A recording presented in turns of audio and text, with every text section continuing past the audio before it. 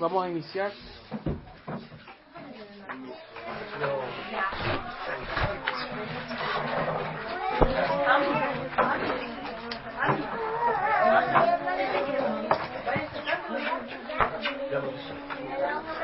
Vamos.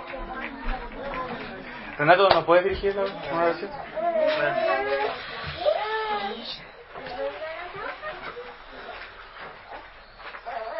Señor, Padre Celestial, nos dirigimos a ti en este día, Señor, para primeramente agradecerte enormemente por tu gracia, por tu bondad, la cual has extendido en este día para nuestras vidas, Señor.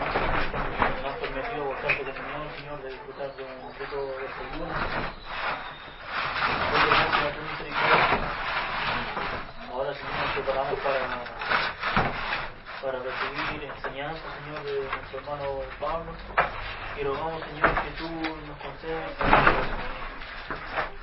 la capacidad de poder entender y poder aprender, Señor, todas estas cosas que usted nos va a enseñar, Señor. Disponer nuestros corazones, Señor, y librarnos de toda distracción que esté en nuestra mente para poder poner atención plena en lo que se va a compartir en esta mañana, Señor.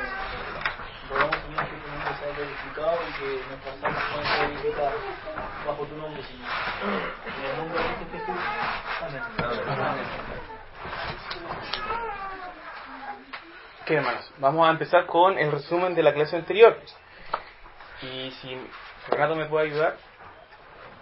Recordemos que la clase anterior lleva por título, a ver si me ayudan ustedes, ¿se acuerdan? ¿Qué es la iglesia y qué es el miembro de la iglesia? ¿Se acuerdan? Ya. ¿Qué es la iglesia local y qué significa ser miembro de la iglesia? Y hablamos de algunas cosas. Y la primera pregunta que habíamos descrito era ¿qué simbolizaba el pozo descrito en Proverbios 5, del 15 al 16, en relación a la iglesia y la membresía? Y acá vamos a colocar dos respuestas.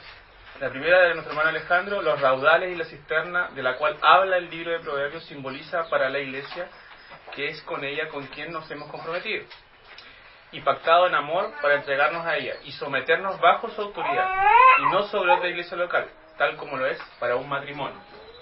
Nuestra hermana Mirta complementa que este pacto marital es clave en la membresía, es lo que produce la diferenciación en cuanto a la disciplina eclesiástica ejercida hacia los miembros de una iglesia local. Entonces, resumiendo la clase anterior, habíamos dicho que si estoy casado yo tengo una relación especial con mi esposa, ¿cierto? Hay un pacto y yo tengo deberes con ella y también privilegios. Lo mismo ocurre en la membresía, ¿correcto? Nos sometemos a una iglesia local y tenemos deberes y derechos en esa iglesia local. Y esa es la relación diferencial entre esa iglesia local y todas las otras. Es que eso es porque habla de su propia cisterna. De su propio pozo. Claro. No toma otras aguas. ¿Por qué Dios desecha a la nación de Israel como su representante? Y acá vamos a nombrar a dos personas que son Evelyn y Alex. Evelyn porque fallaron en representar a Dios y siguieron sus propios caminos dejando de lado la ley de Dios. Y Alex complementa que así es porque traicionaron su pacto, quebrantaron su ley y no recibieron al ungido, que era nuestro Señor. Si Israel representaba a Dios en la tierra, ¿quién representa a Dios en la actualidad? ¿Por qué? Justifique citando las Escrituras. Pero acá nuestro hermano Mirko dice que Jesús es el que representa a Dios en la actualidad, y con respecto a Israel, Dios mismo declara por medio de Jesús que dicho pueblo quedaba fuera de sus funciones de representarlo. Esto se aprecia en el libro de Mateo. Ahora sabemos que eso es correcto, que Cristo obviamente representa a Dios. Ahora Cristo no está corporalmente en la tierra, por lo tanto, en la tierra actualmente, corporalmente, como institución, lo representa la iglesia. Entonces acá complementando esto, Alex dice que es el cuerpo de Cristo quien representa a Dios en la tierra. ¿Quién es el cuerpo de Cristo? Nosotros, la iglesia. Porque recibe esa autoridad a través de la entrega de llaves del reino. Y eso se describió en Mateo capítulo 16. Y esto creo que todos participamos aquí, porque esto es interesante. Exponga ejemplos bíblicos en donde la iglesia exponga públicamente a impostores que dicen ser creyentes y que dicen representar a Dios. Entonces quiero que Hermano Freddy, busque 2 de Timoteo 2, del 16 al 18. Nuestro hermano Víctor, Apocalipsis 2:2. Alex, Juan 8, del 42 al 44. Esteban, 1 de Timoteo 1, del 19 al 20. Sebastián, 3 de Juan, del 9 al 11. Su hermana Ivonne, Hechos capítulo 5, versículo 10 y 11, si no me equivoco.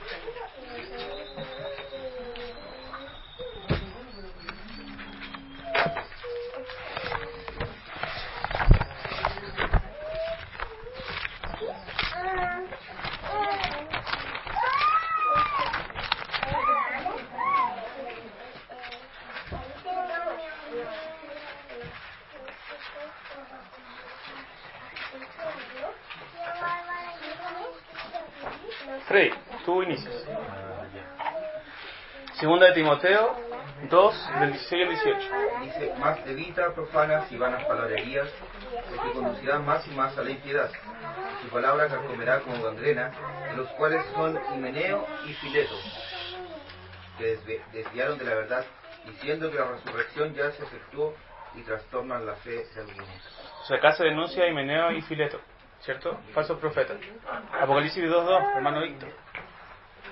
Yo conozco tus obras y tu arduo trabajo y paciencia, y que no puedes soportar a los malos, y has probado a los que se dicen ser apóstoles, y no lo son, y los has hallado mentirosos.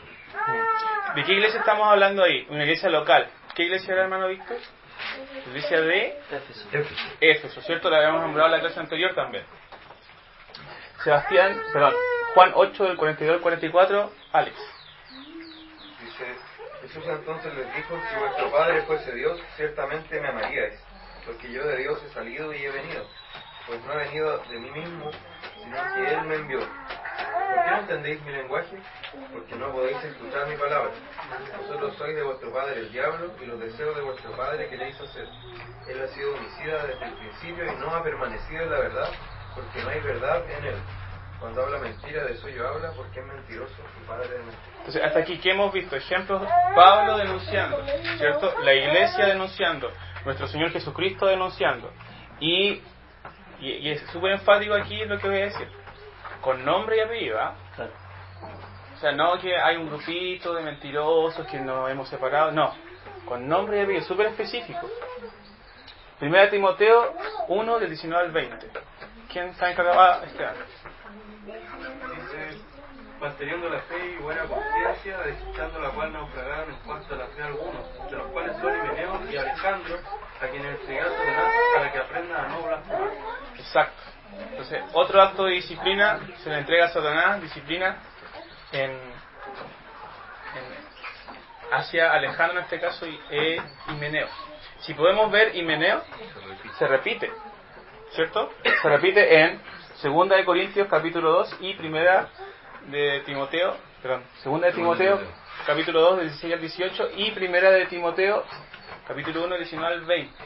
Entonces es probable que era una persona que realmente contendía contra la iglesia, ¿ya? Y probablemente tenía su séquito y tenía sus coberturas y todas esas cosas que nosotros conocemos y sus conexiones. 3 de Juan, capítulo único del 9 al 11. ¿Quién? Pero cuando el arcángel Miguel contendía con el diablo, disputando con él por el cuerpo de Moisés, no se atrevió a proferir juicio de maldición contra él, sino que dijo, el Señor te reprenda. Pero estos blasfeman de cuantas cosas no conocen, y en las que por naturaleza conocen, se corrompen como animales irracionales. Ay de ellos, porque han seguido el camino de Caín, y se lanzaron por lucro en el error de Balaam, y perecieron en la contradicción de Coré. Se está hablando ahí nuevamente de profetas. Recuerden que Balaam era un profeta. ¿Ah? ¿Tercera de Juan? ¿Sí? Sí. Perdón, leí dudas. Igual servía, no coincidió, ¿ah? Fue un... Yo he escrito a la iglesia, pero Diótrefes, al cual le gusta tener el primer lugar entre ellos, no nos recibe. Por esta causa, si yo fuere, recordaré las obras que hace parloteando con palabras malignas contra nosotros, y no contento con estas cosas, no recibe a los hermanos, que a los que quieren recibirlos se los prohíbe, y los expulsa de la iglesia. Amado, no imites lo malo, sino lo bueno. El que hace lo bueno es de Dios, pero el que hace lo malo no ha visto a Dios.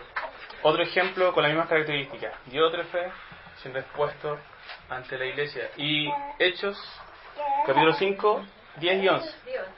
Al instante ella cayó a los pies de él y expiró. Y cuando entraron los jóvenes, la hallaron muerta y la sacaron y la sepultaron junto a su marido. Y vino gran temor sobre toda la iglesia y sobre todos los que oyeron esas cosas. Estamos hablando ahí de Ananías y Zafira, ¿cierto? Sobre ellos cayó juicio. Ok, hermano, entonces, súper enfático en eso. ¿Eso es una labor de la iglesia, sí o no? ¿Es una labor de la iglesia? ¿Es una labor difícil? Difícil. ¿Hay que tener cojones para hacer eso? Hay que tener cojones para hacer eso. Porque por un lado, claro, uno puede denunciar, pero si uno denuncia, tiene que tener el parámetro de que tienes que ser íntegro para poder hacerlo, como iglesia. No podías estar denunciando sabiendo que en tu misma iglesia o tu misma iglesia local hay ejemplos de ese mismo pecado o ese mismo acto. Renato, si me puedes ayudar. Entonces, citando la predicación del domingo, Cristo aconseja escuchar lo que decían los fariseos, pero no imitar sus hechos. ¿Qué relación hay entre esta idea expuesta por nuestro Señor y Mateo 7:21? ¿Qué relación tiene esto con la labor de la iglesia? Acá cogí una respuesta de nuestro hermano Sebastián. Una de las características más notables de los fariseos era su capacidad de aparentar lo que en realidad no eran. Justamente Cristo hace la advertencia en Mateo 7:15, guardaos de los falsos profetas, que vienen a vosotros con vestidos de ovejas, pero por dentro son lobos rapaces. Creo que la relación que tiene con la labor de la iglesia tiene que ver con el hecho de ser representación del Eterno en la tierra. Por lo tanto, debemos ser consecuentes en nuestra vida con lo que confesamos ser con la boca. Hacer más que solo decir. El solo hecho de decir Señor, Señor no nos convierte automáticamente en discípulos. Esa es muy buena respuesta. Y última pregunta, citando la predicación del domingo, ¿por qué una persona que no trabaja no podría ser un miembro de la iglesia? Siendo bien específico con la cita que nombró Alex en la predicación del domingo anterior, ¿podría un vago ser miembro de la iglesia? Y acá tenemos que ser también bien cautelosos. Cuando decimos que una persona no trabaja, no quiere decir que tiene un puesto en la iglesia, hermanos. ¿Ah? Porque venir a la iglesia es servir en la iglesia. Estar cuidando a mis hermanos es servir en la iglesia. Ya no se trata de un puesto, este está en la alabanza, este está en la escuela dominical, este está en la predicación o en presidir. No. Por ejemplo, una madre está sirviendo a su iglesia cuidando a los niños, ¿cierto? Criando a sus niños, instruyéndoles la palabra. Eso es servir. Eso es servir en la iglesia. Entonces, una persona que no trabaja no podía ser miembro de una iglesia, porque la identidad del creyente debe ser dada por el Señor. Y Él vino a servir, no a ser servido. Por lo tanto, lo esencial en la vida de los cristianos es servir a Dios en la tierra a través de nuestro trabajo dentro de la iglesia y en nuestra vida fuera de ella, preocupándonos de agradar a Dios en todo lo que hacemos. De esta forma Dios es glorificado. Eso lo dijo nuestra hermana Mira. ¿Ya? Podríamos hacer cita a estas cosas, mano, y subirlas a Facebook, ¿cierto? Están bien buenas algunas. Hermano, igual esa pregunta tenía que ver también con la vida laboral secular, por decirlo de alguna forma, ¿o no? No, pero obviamente se complementa. Porque obviamente, por ejemplo, hay capítulos en donde vemos a Pablo exigiendo a que la familia, por ejemplo, debía mantener a su misma familia, ¿cierto? Entonces, también tiene relación a eso. O sea, si realmente eres un creyente, eres un vago que no quiere trabajar en lo secular, probablemente tu credo no es correcto. Que la conversación tú se complementa con todo, porque los tesalonicenses tenían el problema de que, como veían que el Señor iba a venir o ya había venido, se están despreocupando del trabajo, y eso no lo ve porque Pablo le exhortó varias veces a trabajar. Y una de esas exhortaciones es que cualquiera que se comporta como un vago, que no se junten con él. Entonces, porque esa persona tampoco podría recibir las ofrendas de la iglesia para quienes son pobres, porque no quiere trabajar. Entonces es un trabajo visto de forma integral. O sea, es como un poco la teología del escape, que algunas iglesias lo practican. La teología del escape, al Señor viene, ¿para qué vamos a estudiar? ¿Para qué vamos a comprar una casa? ¿Para qué vamos a preparar a los niños? ¿Para qué voy a invertir? Si el Señor viene, ¿para qué? Entonces es como la teología del escape, un escape a todo. Entonces, eso es incorrecto. Jeremías, por ejemplo, nos llama a edificar, ¿cierto? Si lo han leído entre los pasajes del 40 al 50, ya hace un llamado fuerte a edificar, a cimentar las ciudades, a formar una nación, etcétera. Y es lo que estamos viendo con las explicaciones de Edra. Independiente de que el Señor venga, que es correcto, el Señor viene, tenemos que prepararnos, ¿ya? Porque recuerden que somos una embajada, un puesto fronterizo. Entonces, Efesios 4:28 dice: el que hurtaba no hurte más, sino trabaje, haciendo con sus manos lo que es bueno, para que tenga que compartir con el que padece necesidad. Otro ejemplo, ¿no? Otro ejemplo. Trabajar. Entonces, esto, hermanos, nos cambia un poco la perspectiva nuevamente de lo que es una iglesia local. La iglesia local no trabaja los elegidos de Jehová, con los que tienen más vínculo con los pastores, entre comillas, no. Todos estamos en un mismo rango, porque recordemos los profetas, ¿se acuerdan? Ageo y Zacarías, ellos no solamente profetizaron, sino que también trabajaron junto con el pueblo, estaban ahí con el chuzo, con el hacha, con el hermano Víctor, ¿cierto? Estaban ahí. Entonces comenzamos hoy día ya el nuevo capítulo que se llama ¿a qué se parece la iglesia y sus miembros? ¿A qué se parece, hermano? ¿Ya? Bueno, Pablo en 1 Corintios 12:13 dice que la iglesia es un cuerpo. Pero Pedro, por ejemplo, dice que en 1 Pedro 2:5 que son piedras vivas. Entonces acá voy a dejar un espacio, hermano. ¿A qué se parece la iglesia? La Biblia, ¿qué metáforas utiliza para describir a la iglesia? Y acá vamos nombrando nomás. Ustedes, los que se acuerdan, lo que hemos visto en clase también. Un edificio. Ya, ¿qué más? Un rebaño. ¿Qué más? Un cuerpo. ¿Qué más, hermano? Vamos nombrando. Columna y baluarte de la verdad. ¿Cierto? ¿Qué más? Casa de Dios. Casa de Dios. ¿Qué dice acerca de los miembros? No solamente de la iglesia, ¿qué dice acerca de los miembros? Vayamos nombrando. Hermano Víctor, ¿qué va a decir? Perdón. ¿Qué dice acerca de los miembros? ¿A qué se parecen los miembros? A miembros. A miembros. Del cuerpo. Del cuerpo, ok. ¿Qué más? Sal. Embajador. Embajador del reino. Luz. Sal, luz. Representantes de Dios. Representantes de Dios. ¿Qué más? Embajadores. Embajadores de Cristo. Pequeños Cristos. Pequeños Cristos. Pequeños dioses. No, eso no. Pámpano. Vid, ¿cierto? ¿Cuántas metáforas tenemos? Tenemos un montón. Pregunta: ¿son todas importantes? ¿Nos podemos quedar con una sola? ¿Nos podemos quedar con algunas? Yo creo que son diferentes énfasis. Son diferentes énfasis. Ok. Entonces, para los niños, si los niños pueden mirar, ¿qué es lo que es la iglesia? Entonces, Renato, la iglesia es un cuerpo. Esta es una iglesia, pero está compuesta por mucha gente. Eso es una iglesia. Entonces, los niños también son parte de ese cuerpo. Hermano, ayúdame. Un rebaño. Eso es la iglesia. Todos los que estamos aquí somos un rebaño. Somos ovejas. ¿Y quién es nuestro gran pastor? El Señor. Tenemos una vid, tenemos pámpanos, ¿cierto? Eso también es una metáfora de los miembros, ¿cierto? ¿Qué simbolizará cada una de estas cosas? ¿Tienen significado para nosotros? Otra foto, como decía Alex, un edificio, un templo. ¿Qué es eso? Una ciudad, un pueblo. ¿Qué es eso, hermano? ¿Qué es eso? Son camellos guiándose en un camino por el desierto. Peregrinos. Peregrinos y qué más? Y extranjeros. ¿Qué es eso? Es una ampolleta y al mismo tiempo es un salero. ¿Cierto? Es un salero y una ampolleta. ¿Por qué? Porque somos sal y luz.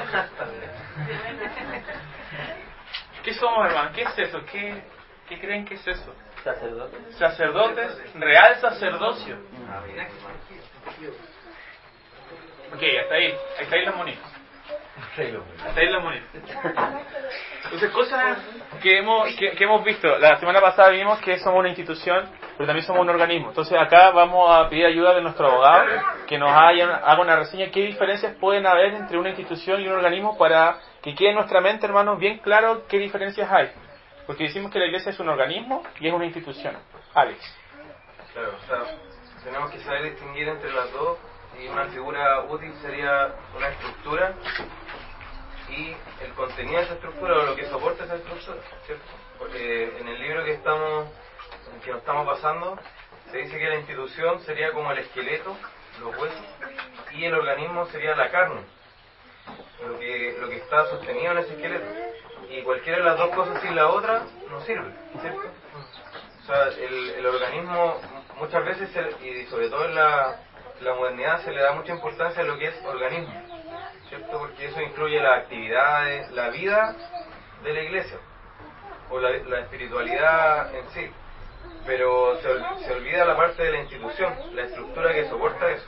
Entonces tenemos frases como Jesús de relación, no religión, y con eso se niega, por ejemplo, la parte que es congregarse en una iglesia, tener una identidad visible con una iglesia, y se ve como solamente una relación con Dios, personal. Que por supuesto que es importante, pero si no tiene el esqueleto, no tiene forma, ¿cierto? Entonces, la institución sería lo que da forma, y lo que da límites es un marco, una estructura que soporta lo orgánico, el organismo, que sería... perdón. Adelante, por favor. Orgánico sería soportado o tendría una estructura en la institución, y por eso también él compara o ejemplifica esta diferencia entre institución y organismo con el matrimonio, ¿cierto? Que la parte de institución del matrimonio sería la ceremonia misma, el pacto que se hace con las argollas y el oficial que imparte la ceremonia, ¿cierto? Pero el organismo sería la parte orgánica del matrimonio, sería el amar a mi esposa, el compartir con ella, el tener actividades con ella, el tener momentos juntos. Y una cosa sin la otra no tiene sentido, porque si yo descuido lo institucional, que es lo que se hace ahora, ¿cierto? Que es el pacto público, la ceremonia pública, en realidad no se diferencia nada de la convivencia, ¿cierto? Pero la parte institucional le da un marco y una estructura al matrimonio. Eso es lo que... Sí. Básicamente, institución nos define cómo somos, nos define judicialmente, entre comillas, y en el organismo tenemos las funciones que cumple esta institución, ¿ya? En cierta forma, ¿ya? Entonces, ¿la institución qué hace? Las normas de una institución no solo restringen, también comisionan, invisten de autoridad y construyen una base para la acción. ¿Ok? Ahora, en relación al organismo de iglesia, eso es lo que vamos a ver hoy día. Y tiene que ver con que a qué se parece una iglesia y sus miembros. ¿Por qué? Porque cada metáfora nos entrega una función de la iglesia. Cada una de ellas. ¿Ya? Entonces, Renato, si me puedes ayudar. Entonces, la materialización de estas metáforas, ¿dónde ocurre, hermano? En la iglesia local. ¿Ok? Pregunta, ¿es posible que nosotros seamos sal y luz sin pertenecer a una iglesia local? Porque esa pregunta es interesante.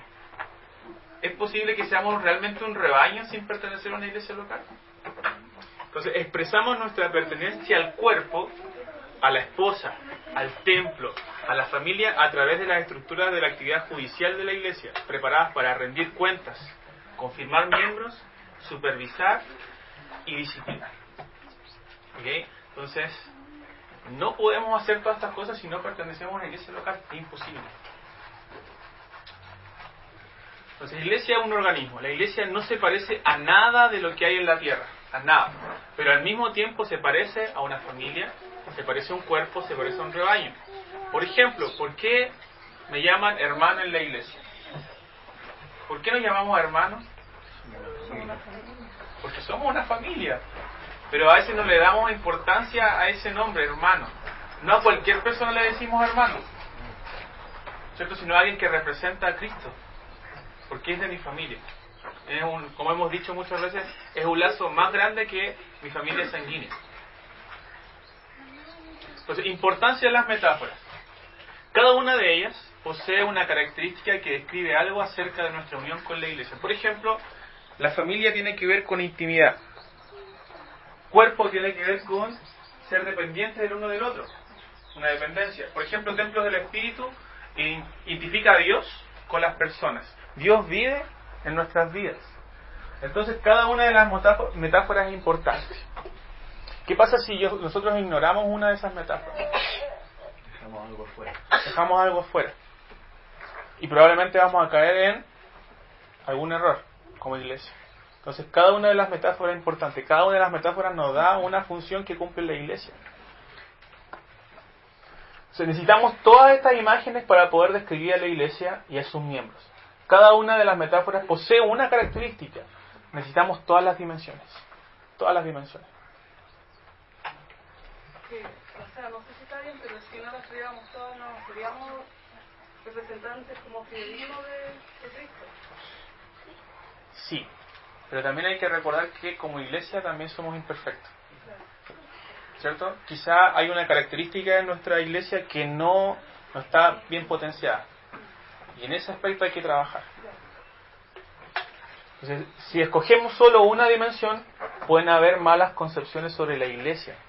Y esto es algo clave. ¿Qué pasa si en una iglesia local hay un pastor que solamente considera su iglesia como solamente su rebaño? Y no la concibe como si realmente son sus hermanos o realmente su familia. ¿Qué vamos a obtener? Vamos a tener probablemente quizás una persona que exprime a su rebaño lo máximo posible. ¿Cierto?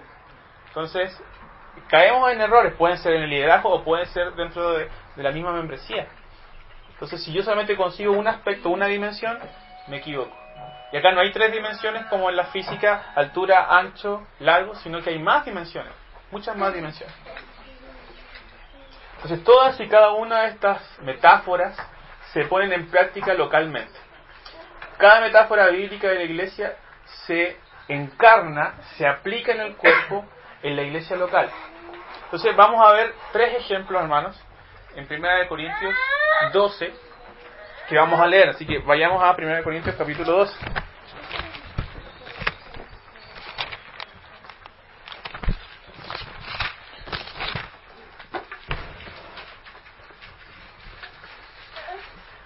Estamos viendo que cada una de estas metáforas nos entregan una característica. Pero, yo como creyente, ¿cómo distingo cuando la Biblia, la Escritura nos habla acerca de iglesia local o de iglesia universal? ¿Cómo yo distingo eso como creyente? Porque quizá uno logra pensar, quizá esta característica no la puedo aplicar en mi iglesia local porque tiene que ver con la iglesia universal. ¿Ya? Pero hay algo súper importante aquí, algo enfático que tenemos que mencionar. Acá tenemos a la iglesia universal, ¿cierto? Ahí está la iglesia universal.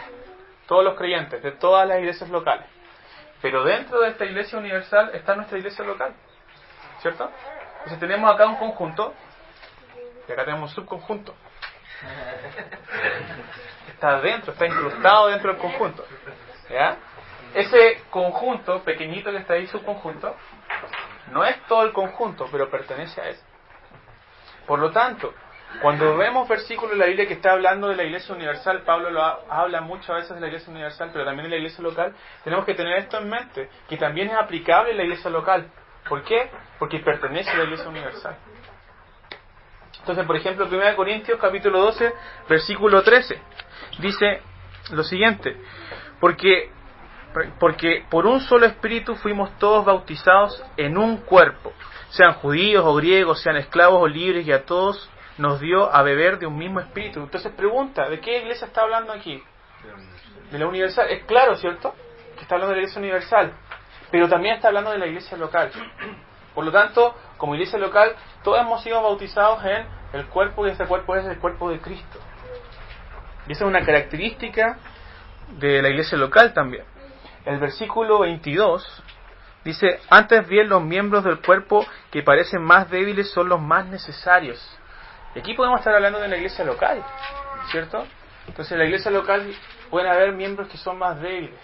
¿Qué hacemos con esos miembros? ¿Los dejamos aparte porque no nos sirven? No.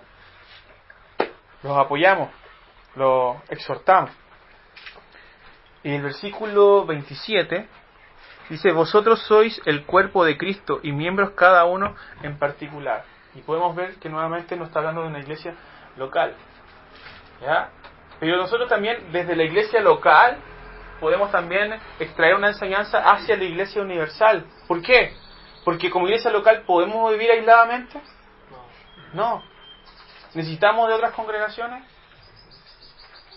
Entonces hay pasajes donde vamos desde la iglesia universal a la iglesia local. Pero hay versículos donde vamos de la iglesia local hacia la iglesia universal. ¿Okay? Entonces, eso es interesante porque cada una de esos pasajes nos enseñan una característica. Entonces, ¿qué es lo que dice? 1 Corintios 12 es una descripción de cómo una iglesia local debe empezar a encarnar en la actualidad cómo será la asamblea de Cristo del final de los tiempos. ¿Cierto? Entonces, acá nacía la pregunta que mencionábamos delante. Como iglesia, estamos encarnando una iglesia que va hacia el final de los tiempos. ¿Pero esa iglesia es perfecta ya? Entonces decimos que no a eso. Hay imperfecciones. ¿Pero qué hacemos cuando hay imperfecciones? Vamos a Romanos capítulo 6, versículo 2. ¿Y qué nos dice Romanos capítulo 6, versículo 2?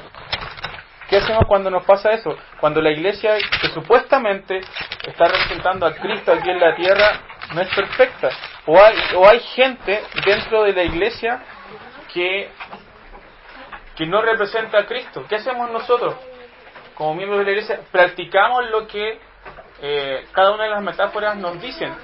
Nos dice, en ninguna manera, voy a leer el versículo 1. ¿Qué pues diremos? ¿Perseveraremos en el pecado para que la gracia abunde? En ninguna manera, porque los que hemos muerto al pecado, ¿cómo viviremos aún en él?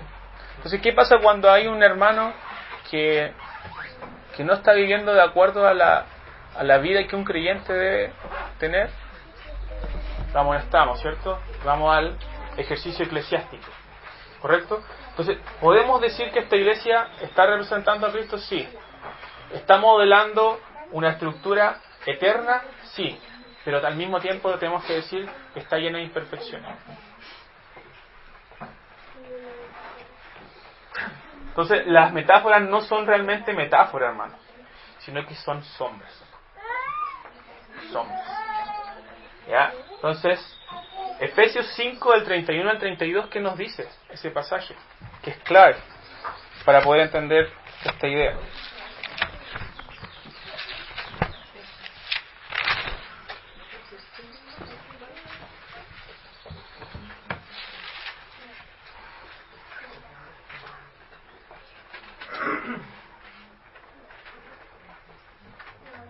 Si Esteban, ¿tú lo puedes leer?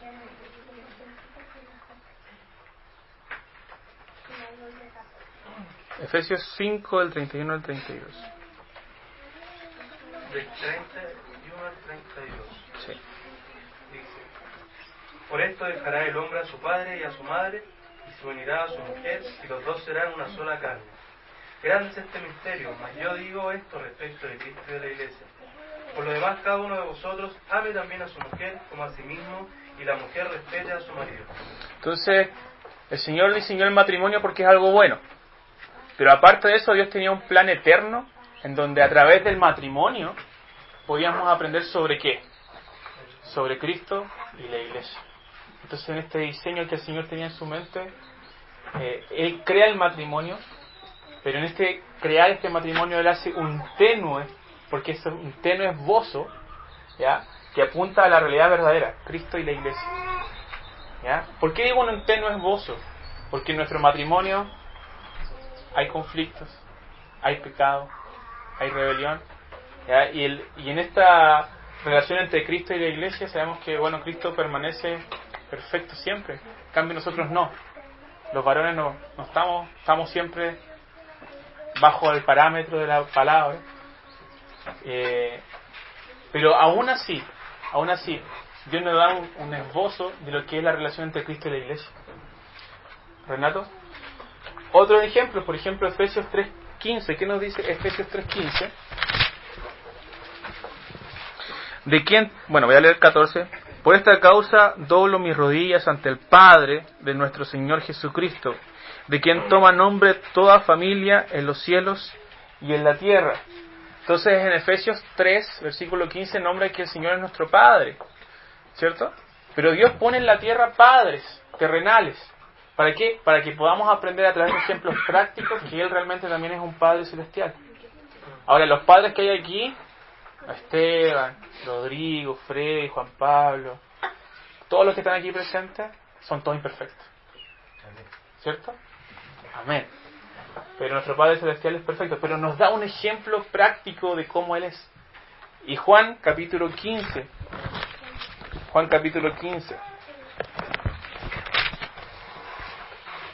4 y 5 dice: permaneced en mí y yo en vosotros, como el pámpano no puede llevar fruto por sí mismo si no permanece en la vid, así tampoco vosotros si no permanecéis en mí. Yo soy la vid, vosotros los pámpanos.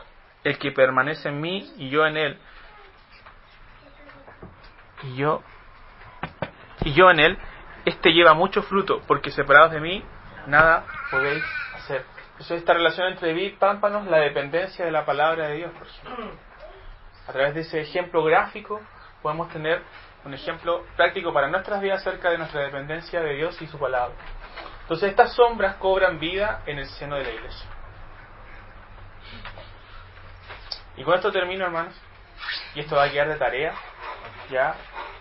12 razones porque la membresía es importante. Y ahí hay 12 razones, ¿ya? Y trata un poco de resumir hasta aquí lo que llevamos.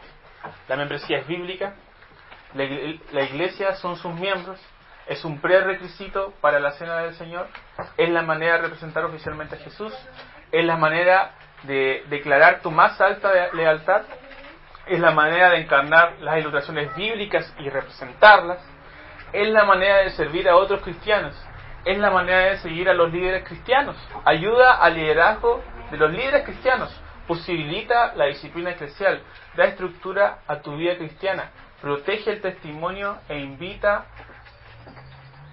a todas las naciones. ¿Ya? Entonces, cada vez que hemos ido avanzando, si se dan cuenta, nuestra definición de iglesia local y de membresía va creciendo. ¿Ya? Porque partimos con cosas básicas, ¿cierto? Pero cada vez ha ido creciendo más, aumentando. Entonces, ¿qué hemos visto hoy día? Cómo la iglesia es un organismo. Ese organismo, ¿cierto?, nos da ciertas funciones, pero esas funciones están declaradas a través de las metáforas o sombras que hemos visto. ¿Correcto? Entonces, dejo espacio, hermanos, para preguntas, comentarios y cierro.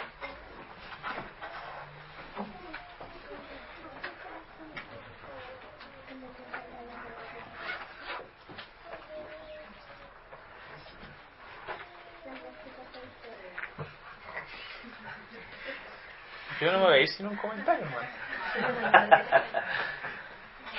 Lo bueno que compartió, hermano. Esa es la típica del alumno, hermano. Saludos a todos en nombre de Cristo. Una cosa que vemos en las cartas que escribe Pablo es que siempre escribe a iglesias locales, nunca le escribe a la iglesia universal, pero sí da principios universales en las cartas que escribe a las iglesias locales. Por lo tanto, necesariamente las cartas de Pablo reflejan que existe una membresía y que existen iglesias locales. Amén. Amén a eso. ¿Algo más, hermano? Ya, entonces vamos a cerrar. Ya, vamos a cerrar y esta vez sí que van a haber muchas preguntas, hermano. Hay muchas preguntas que voy a hacer, ¿ya? Entonces, para que participen en Facebook. Importante, hermano. Si usted ve que alguien ya contestó, no deje de contestar, ¿ya?